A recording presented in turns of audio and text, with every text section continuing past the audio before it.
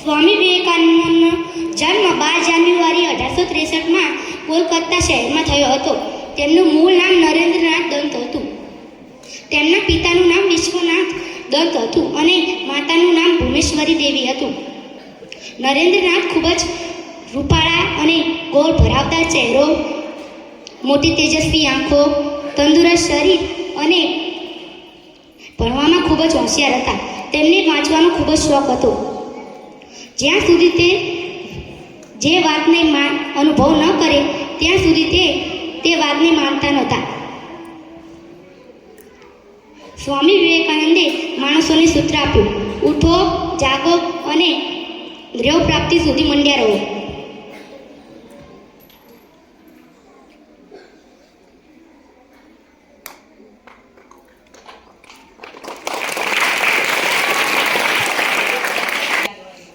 સ્વામી વિવેકાનંદનું મૂળ નામ નરેન્દ્રનાથ હતું. તેમનો જન્મ કોલકાતાના ગાસ કુટુંબમાં 12 જાન્યુઆરી 1863ના રોજ થયો હતો. તેમના પિતાનું નામ વિશ્વનાથ દત્ત હતું અને તેમની માતાનું નામ ભુવનેશ્વરી હતું. નરેન્દ્રનાથ ખૂબ રૂપાળા હતા. મોટી તેજસ્વી આંખો,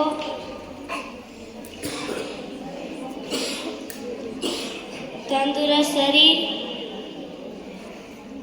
મધુર અવાજ એ એમની ઓળખ. તેઓ ભણવામાં તેજસ્વી હતા.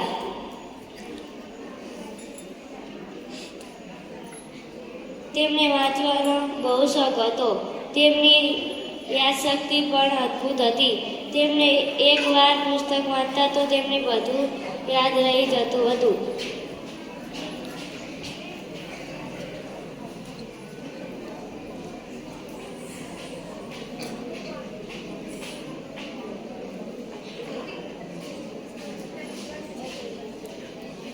તેમને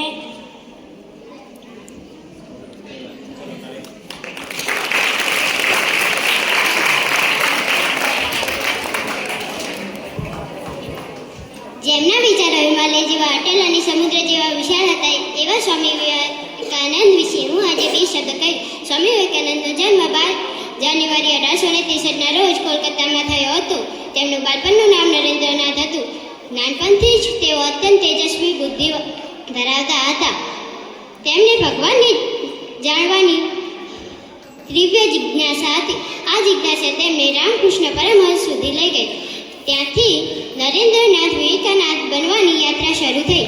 મિત્રો, જ્યારે આપણે વિવેકાનંદને યાદ કરીએ છીએ ત્યારે 11 સપ્ટેમ્બર 1893નો દિવસ અચૂક યાદ આવે છે, જ્યારે અમેરિકાના શિકાગોમાં વિશ્વ ધર્મ પરિષદમાં સ્વામીજીએ સંબોધન કરવાનું શરૂ કર્યું. અમેરિકાના મારા ભાઈઓ અને બહેનો, આખા હોલમાં મિનિટો સુધી તાળીઓના ગડગડાટ શરૂ રહ્યા.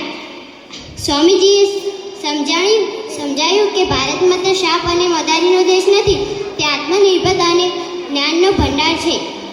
યુવકો માટે સંદેશ. સ્વામીજી માનતા હતા કે દેશનું ભવિષ્ય તેમના યુવકોના હાથમાં જ છે. તેમણે યુવકોને મંત્ર આપ્યું તે આજે પણ એટલું જ પ્રખ્યાત છે. ઉઠો, જાગો અને ધ્યાન પ્રાપ્તિ સુધી મંડ્યા રહો. અસ્તુ. જય હિન્દ, જય ભારત.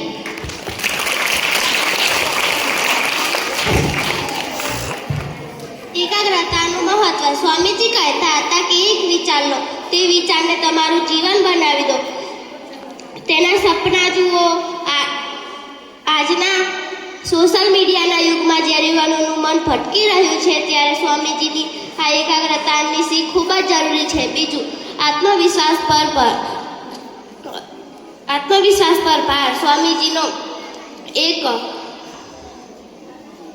સ્વામીજીનો એક બહુ પ્રખ્યાત વિચાર હતો. જે પોતાની જાત પર વિશ્વાસ નથી ધરાવતો, તેમના મતે ઈશ્વર પર શ્રદ્ધા રાખતા પહેલા પોતાની જાત પર શ્રદ્ધા રાખવી અનિવાર્ય છે. ત્રીજું, રામકૃષ્ણ મિશનની સ્થાપના. તેમણે માત્ર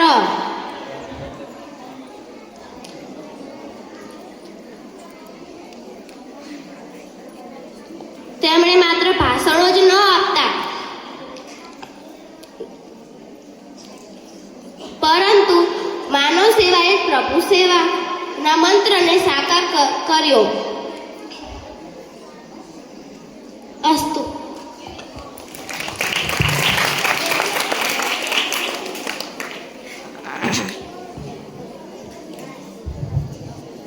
સ્વામી વિવેકાનંદનું મૂળ નામ નરેન્દ્રનાથ.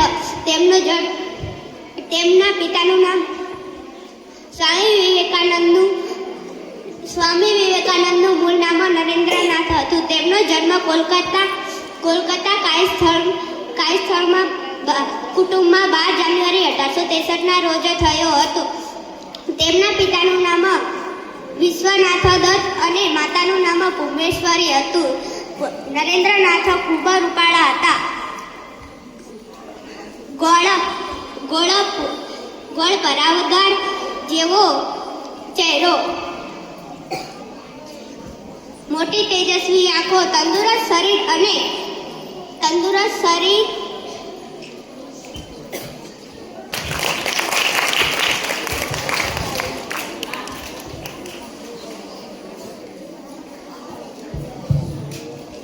મારો આજનો વિષય છે રાષ્ટ્ર નિર્માણમાં યુવાનોની ભૂમિકા.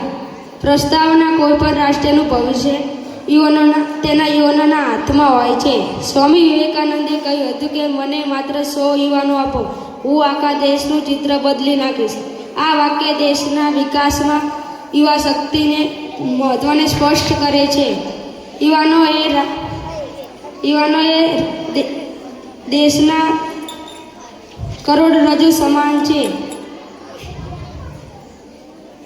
જે દેશના યુવાન જાગૃત, શિક્ષિત અને સંસ્કારી હોય તે રાષ્ટ્રની પ્રગતિથી કોઈ રોકી શકતું નથી. યુવાનો પાસે અદમ્ય સાહસ, નવીન વિચારધારા અને કાર્ય કરવાની અખૂટ શક્તિ હોય છે. તેઓ પરિવર્તનના વાહક છે. વૃદ્ધો પાસે અનુભવ હોય છે, પરંતુ તે અનુભવને અમલ મૂકવામાં જે શક્તિ જોઈએ તે યુવાનો પાસે હોય છે.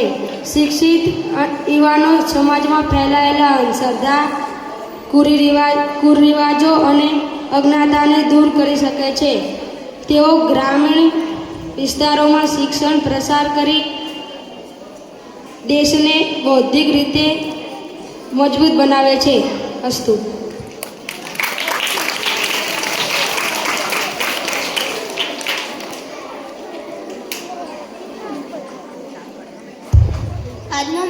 આજનો મારો વિષય સ્વામી વિવેકાનંદનો છે. સ્વામી વિવેકાનંદનો જન્મ 12 જાન્યુઆરી 1863ના રોજ કોલકાતા શહેરમાં થયો હતો. તેમનું મૂળ નામ નરેન્દ્રનાથ દત્ત હતું. તેઓ મહાન તત્વચિંતક અને યોગી હતા. તેમણે 1893માં શિકાગોના ધર્મસભા ભારતીય સંસ્કૃતિ અને હિન્દુ ધર્મનો ગૌરવ વધાર્યો હતો. તેમના ગુરુ શ્રી રામકૃષ્ણ પરમહંસજી હતા. તેમણે યુવાનોને દેશ પ્રેમ, શિસ્ત અને પરિશ્રમનું મહત્વ સમજાવ્યું.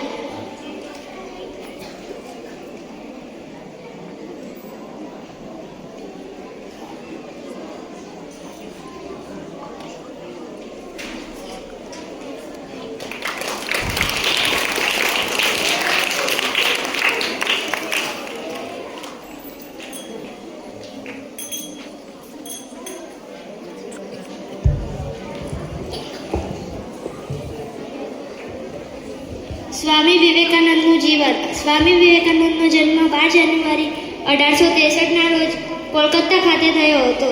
તેમનું મૂળ નામ નરેન્દ્રનાથ દત્ત હતું. વિવેકાનંદે બાળપણથી જ આધ્યાત્મક અને ધર્મમાં ખૂબ જ રસ હતો.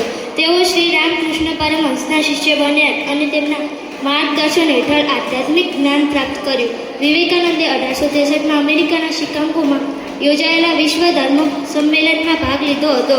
આ સંમેલનમાં તેમણે સર્વધર્મ સમભાવનો સંદેશ આપ્યો. તેમણે પોતાના પ્રભાવશાળી ભાષણથી સમગ્ર વિશ્વને પ્રભાવિત કર્યું અને ભારતની ધર્મ અને આંતરરાષ્ટ્રીય મંચ પર માન અપાવ્યું. વિવેકાનંદે રામકૃષ્ણ મિશનની સ્થાપના કરી. જેના માધ્યમથી તેમણે સમાજ સેવા, શિક્ષણ અને આધ્યાત્મિક જ્ઞાનતા પ્રસાર માટે કાર્ય કર્યું. તેમની વાણી અને પુસ્તકો દ્વારા તેમણે લોકોમાં આત્મનિર્ભર અને સ્વાભિમાન જગાવવાનો પ્રયત્ન કર્યો. તેમણે જીવનભર સમાજમાં આધ્યાત્મિક સેવાભાવ અને શ્રદ્ધાનું પ્રેરણાત્મક કાર્ય કર્યું. સ્વામી વિવેકાનંદના વિચારો આજે પણ પ્રસ્તુત છે અને પ્રેરણા આપે છે. 39ની ઉંમરે 1902માં તેમનું અવસાન થયું, પરંતુ તેમના વિચારો અને ઉપદેશો આજે પણ લોકોના જીવનમાં અને માર્ગદર્શન આપતા રહે છે. અસ્તુ.